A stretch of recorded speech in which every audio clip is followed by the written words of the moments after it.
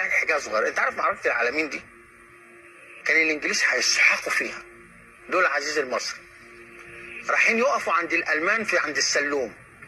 فعزيز المصري قال لهم ده الالمان ياكلوكوا.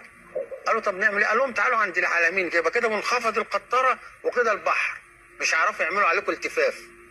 ادي العسكريه المصريه اللي اسرائيل ما كانتش تحلم ان هيعدوا قناه وخط بارليف والساتر الترابي، بس اللي هم فوق دماغهم.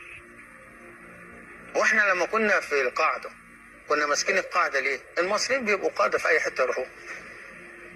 معايا؟ قطر لا. قطر ايه دي قطر؟ ده لما قطر عملت معاهده ما السلام. تقدرش تجيش المسلمين وتصرف عليهم. لا لا لا لا.